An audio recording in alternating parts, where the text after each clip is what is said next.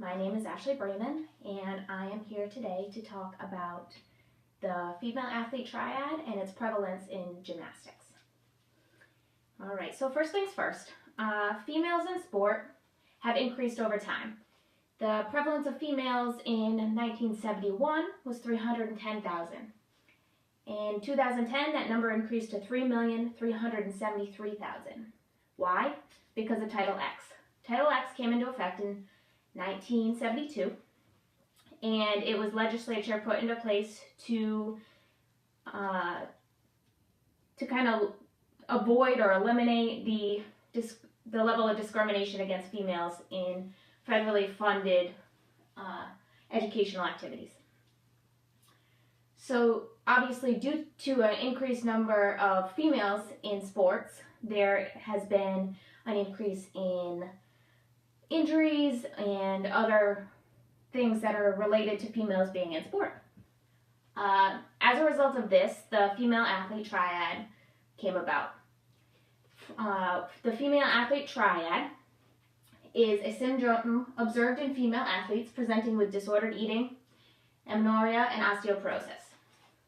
Over time, this definition has changed, and it's become more of a spectrum disorder, and the criteria has changed a little bit. So formerly it was disordered eating, now it's optimal energy or energy availability, and menstrual dysfunction or menstrual disorders, as well as optimal bone health. So the criteria has become a little bit more lenient.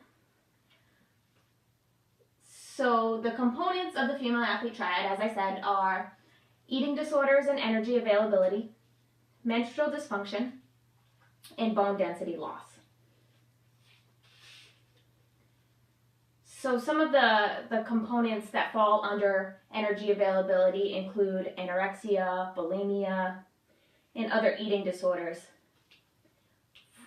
Because formerly, in order to meet the criteria for the female athlete triad, you had to have all three of the disorders. Now that's changed. Like I said, it's more of a spectrum and an umbrella type situation. And so a lot of people weren't meeting the specific DSM criteria for anorexia and bulimia. However, they did show symptoms of either or, which kind of eliminated their ability to be classified as having the female athlete triad. So there's certain risk factors involved for the female athlete triad. Those risk factors are sport specific, so sports that are individualized, sports that focus on body shape, body type, sports that have a judged appearance. The norm is low body weight, aesthetic sports like dance or gymnastics. So there's certain, like I said, certain sports that are it's more common for a female to show some of these symptoms. Those sports include gymnastics, both artistic and rhythmic, dance, synchronized swimming, martial arts, diving, dance, figure skating, distance running, all those sports that you think of people that are lean and small and built, those different criteria that they must meet. Because the cornerstone of the female athlete triad is disordered eating, which plays into how you look and how you feel, and everything else kind of falls under that. So gymnastics criteria and application. Obviously, gymnastics is very physically strenuous. They're kind of militant at times. There's long hours of practice. Body image ideals are huge. Dieting is a big thing. It's success focused, and your prime training occurs during childhood and adolescence when you're most vulnerable to developing different eating disorders and certain things that can either make you or break you later in life. So, moving on. Let's see.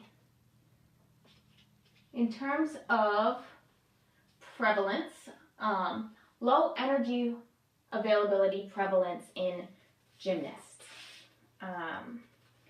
So 62% of collegiate gymnasts show disordered eating behaviors. It's a huge number. 32.4% of elite female gymnasts have an eating disorder. Like I said before, the criteria for an eating disorder is super specific. And 32.4% of female elite gymnasts meet that diagnostic criteria. So adverse effects of low energy availability or disordered eating may lead to overtraining, chronic fatigue, impaired athletic performance, and increased injury risk. It also affects hormones. Hormones are huge in females.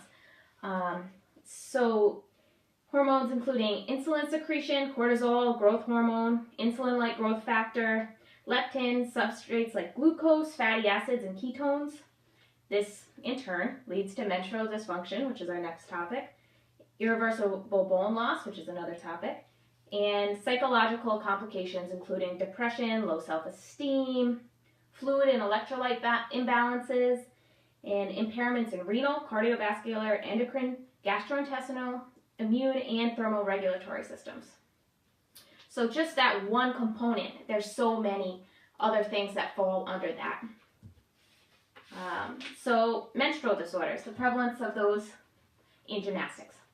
By age 14, only 20% of gymnasts have gotten their first period, which in the general population, girls, especially today, typically get their first menstrual cycle much younger than that. 47% showed oligomenorrhea, and 35% showed amenorrhea, which is either a complete stoppage of having a period or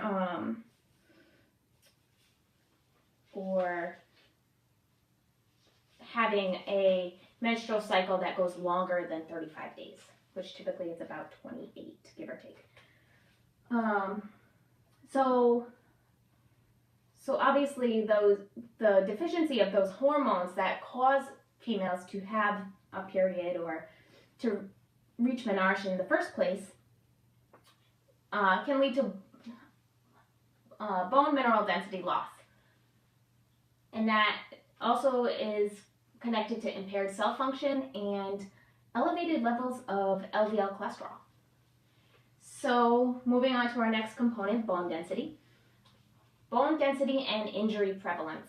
So there's a study that found that gymnasts actually have higher bone density than a typical female of the same age.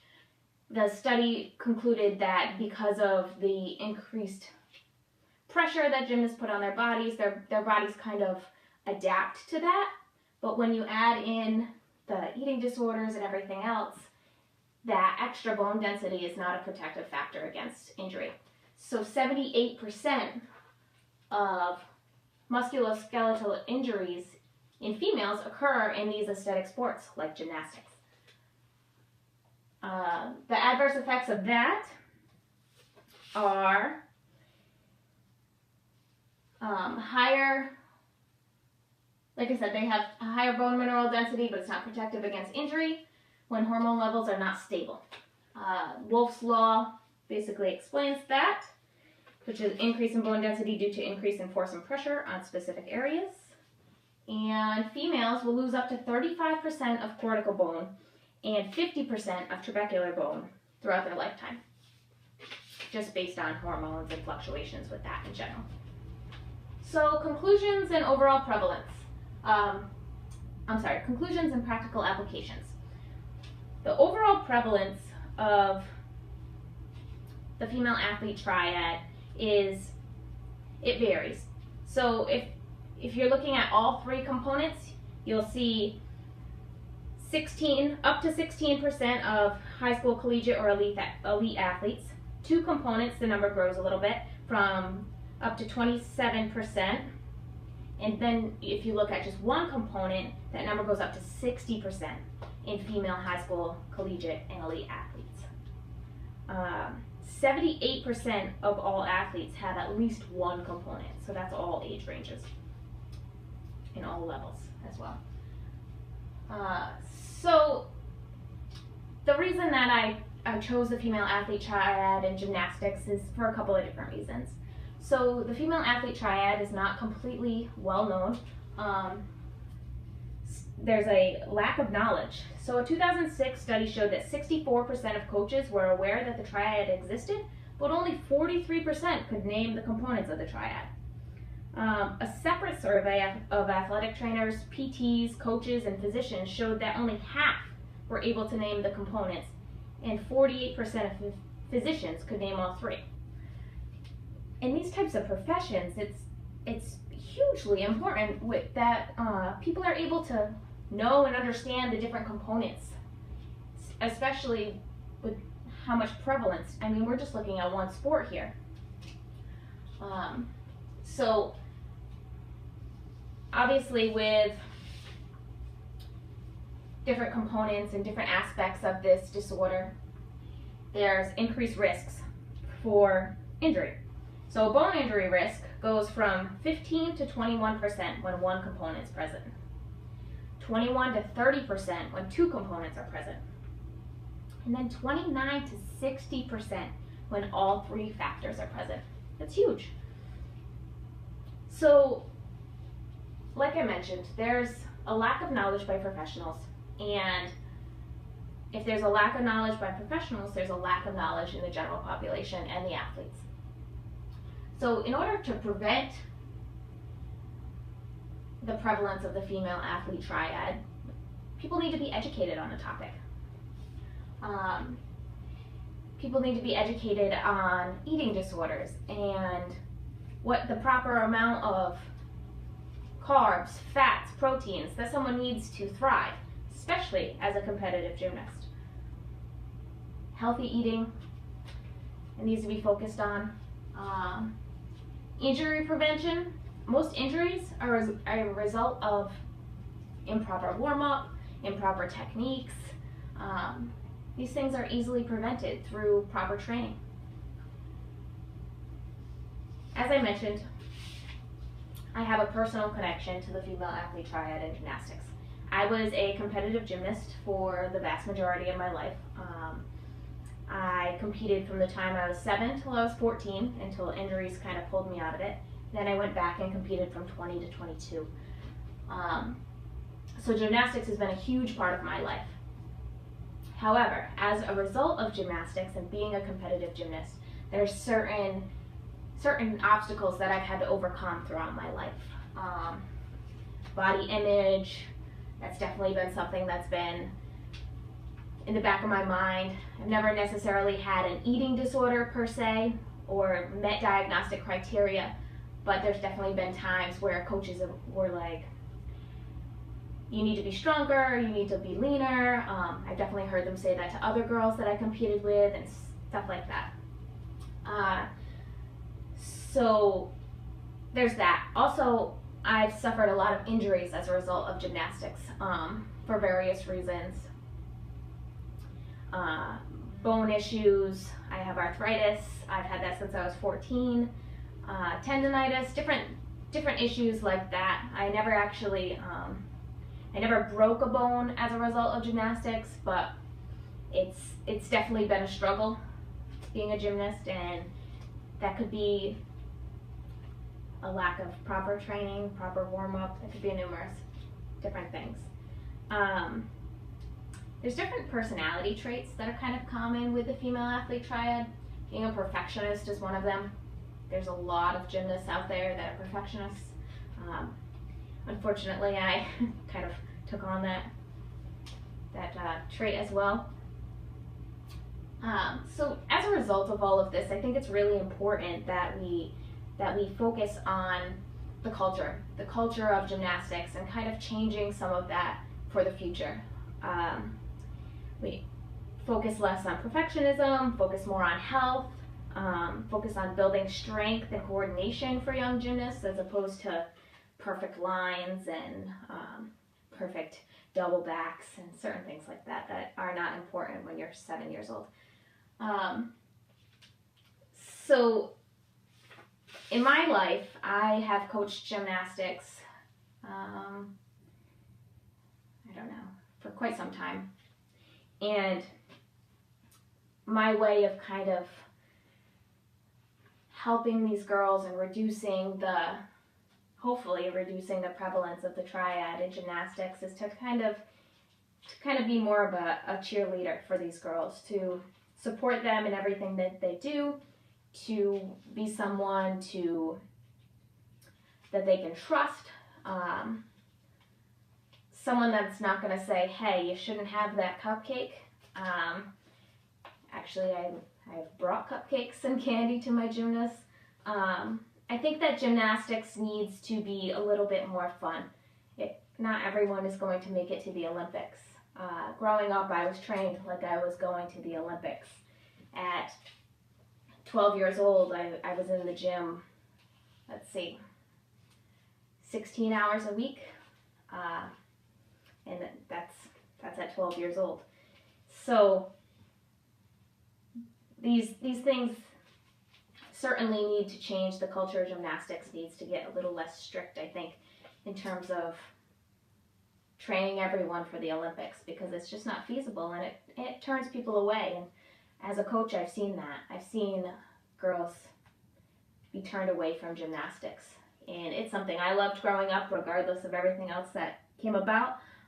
So I'm really passionate about kind of working with people and working with girls to train them, to teach them the positive side of gymnastics, and kind of shelter them from the negative effects. So I want to thank you for listening, and have a great day.